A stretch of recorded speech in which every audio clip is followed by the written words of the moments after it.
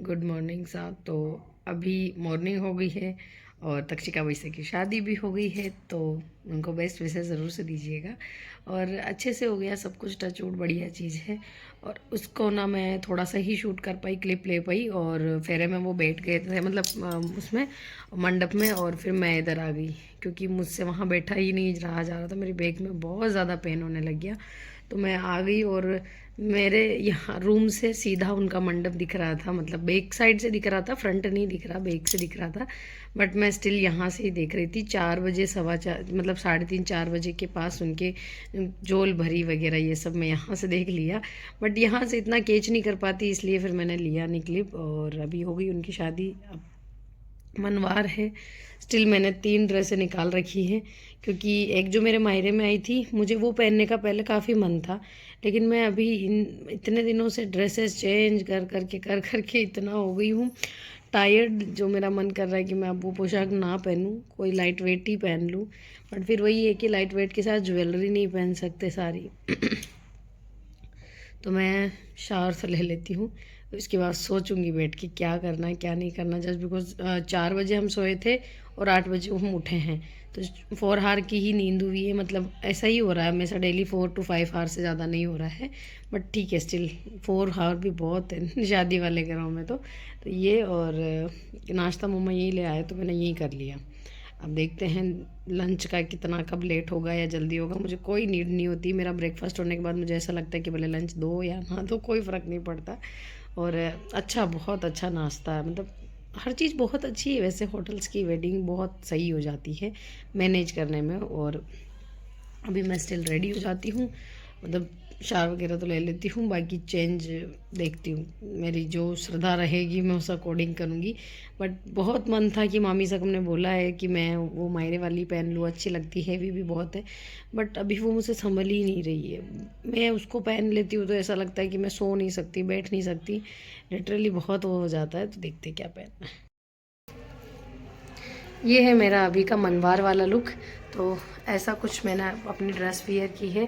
वैसे तो मेरे को वो वाली करनी थी जो मेरे मायरे में आई थी, मैंने आपको बताया, लेकिन वो इतनी ज़्यादा हेवी और मुझे वो इतनी ज़्यादा पसंद है कि मुझे लगा अभी इतनी हेवी पोशाक नहीं पहन सकती मैं। तो फिर मैंने मम्मा की, ये लाइट वेट सी है, इसमें क्या बनारसी वाला काम है, मतलब वो अजरी वाला, तो वो क्या मतलब उलझता भी नहीं है, आराम से कंफर्टेबली हम बैठ सकते हैं। तो फिर मैंने यही वाला वियर किया। और वैसे तो आपको आवाज़ से भी मैं थकी हुई लग रही होंगी, लिटरली मैं बहुत थक गई हूँ। अब ये लाइन तो मैं क्यों बोल रही हूँ, लेकिन मुझे हो गई है थकान, तो मेरे से बार बार वही सब वर्ड निकल रहे हैं। तो इस पोटली के साथ मैंने इसको पेयर अप किया है, क्योंकि मेरी ये पोटली उस वाले ड्रेस के साथ मैच करके लाई थी मैं, और मैंने अपनी ज्वेलरी भी पहन ली। तो चलते हैं। अब आप सोच रहे होंगे बार बार ज्वेलरी, क्योंकि मैंने वेयर नहीं की थी पहले, पर नानी सा पधारे बोले कि मनवार देंगे तो आप हाथ फूल पहनो, तो फिर मैंने हाथ फूल भी पहन लिए। तैयार है, अब घर की शादियां हैं तो फिर पहनना भी पड़ता है। तो चलते हैं। और मम्मा तो शाम को ही पधार गए थे, नाइट भी नहीं रुके वो, थोड़ी सी देर, मतलब दिन में आए थे, आई थिंक 1-2 बजे तो पधारे थे, और शाम को फिर वो पधार गए वापस। तो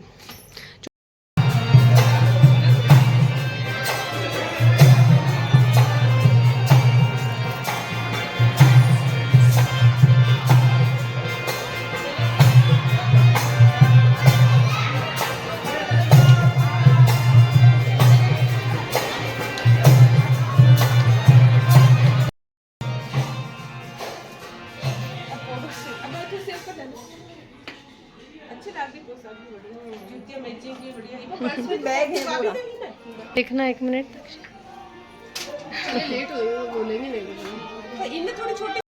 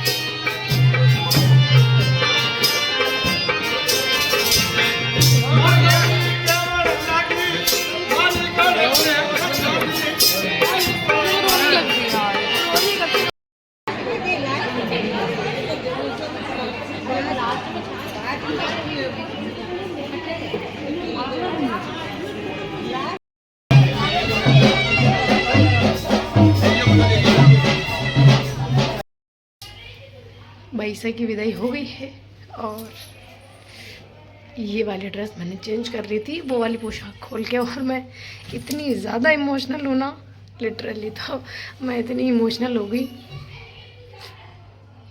अब वो गाने भी ऐसे बजाते हैं ना तो उससे और ज़्यादा इमोशनल हो जाती, और ना अपनी वाली विदाई याद आ जाती है तो फिर और ज़्यादा इमोशनल हो जाते हैं। अभी मैं चेंज करूँगी क्योंकि अभी चलना है, अभी चेकआउट होगा होटल से, तो चलते हैं। बहुत अच्छा शादी में सब कुछ रहा, चलते हैं, फटाफट से चेंज करती हूँ।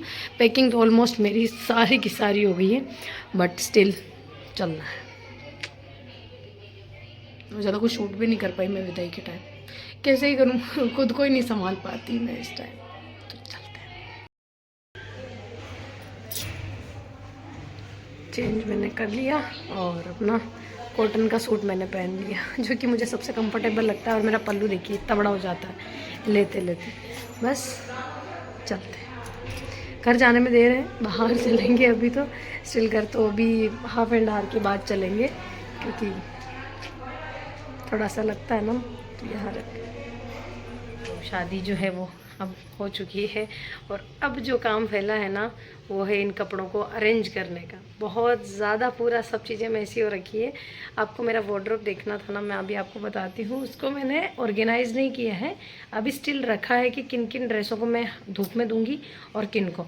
वैसे भी मेरे भले अभी सर्दी का मौसम है, हल्का हल्का था, लेकिन फिर भी स्वेट आता ही आता है। तो मैंने स्वेट पैड्स और निविया रोल ऑन ये दोनों ट्राई किया। मेरे किसी भी पोशाक में मार्क या धब्बा नहीं पड़ा, लेकिन फिर भी मैं उन्हें एक एक बार हवा में दूंगी, ताकि कुछ भी हल्की सी भी कोई भी ऐसी स्मेल हो या फिर हल्का सा मॉइस्चर हो तो वो हट जाए। और मेरी सारी ड्रेसें मैंने अभी तक वार्डरोब में जमाई हैं। अभी पहले मैं मम्मा के सेक्शन को पूरा जमा रहे हैं हम, ताकि भाई वो एक बार उनका सेट हो जाएगा तो फिर मैं मेरा कर लूँगी आराम से। क्योंकि मुझे थोड़ा सा क्या उसको वेल ही रखना है, हर बार की तरह वैसा मैसी सा नहीं रखना है। मेरे गर्ल्सगढ़ वाले भाभी से वो इतने अच्छे से अपनी ड्रेसों को ऑर्गेनाइज रखते हैं ना, मैंने उन्हीं की ड्रेसें देखी है अभी।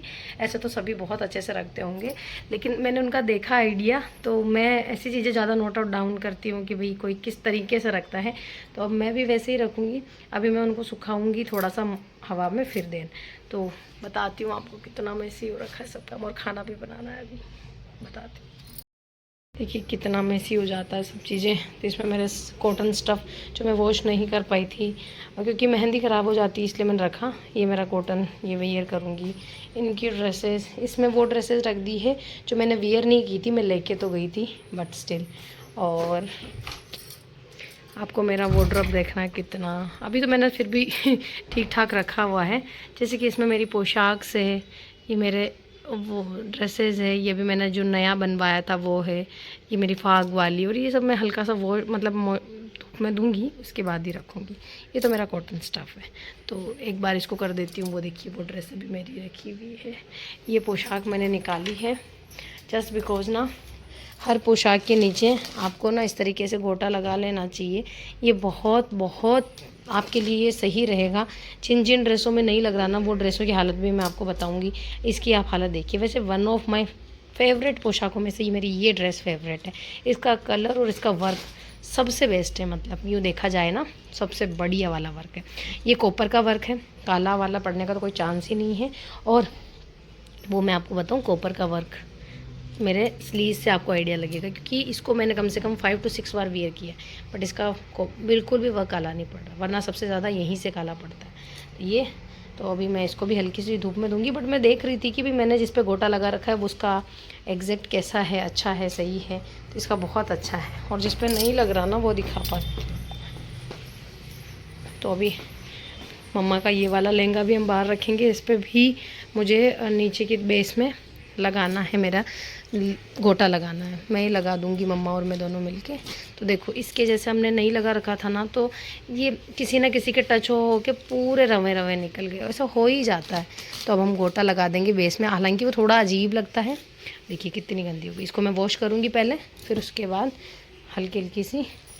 और अब मैं सब पे लगवाऊँगी। जैसे इस वाले लहंगे को भी हमने बाहर रखा है, इस पर भी मैं गोटा लगा दूँगी।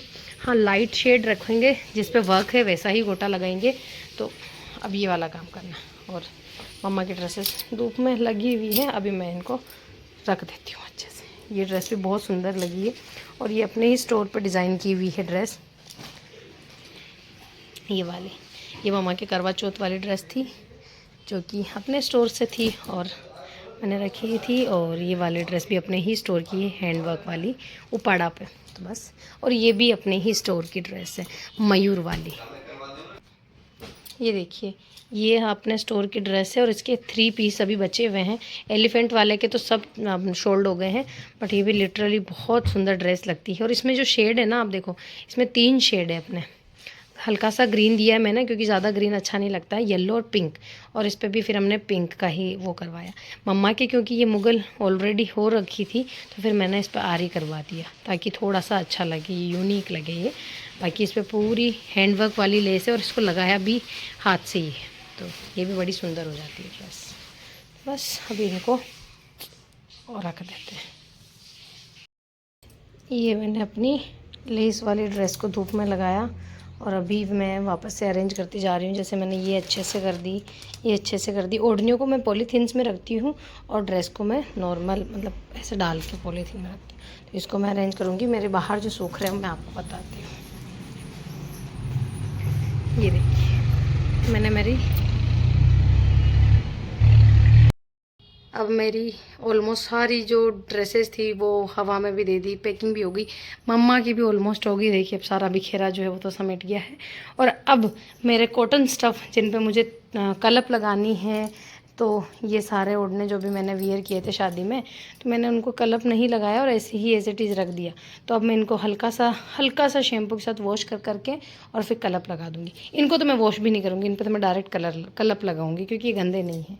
बट इन पे जैसे कि ये सब धुले हुए हैं तो मैं शैम्पू डाल के वॉश कर रखे हैं, तो इन सब पे बस कलप लगा लूँगी। पहले इन नई लुगड़ियों की लगाऊंगी, ये सारी नई, और इनको फिर बाद में जो घर की है डेली उनको भी कलर में मतलब कलप लगा दूँगी। ये मम्मा की जैसे एक ओढ़नी लग गई है, लगते ही पहले ओढ़नियाँ इतनी न्यू हो जाती हैं, तो मैं तो कहूँगी आप लोग भी इस टाइप से लगा लिया कीजिए। कलप जो है रिवाइव करके आती है। मैं रिवाइव को गर्म पानी में 1 स्पून आप मान लो खाने का, तो और अगर आपको अच्छी कड़क चाहिए तो आप 2 स्पून डाल लो। तो उसको अच्छे से मिक्स करो, बहुत अच्छे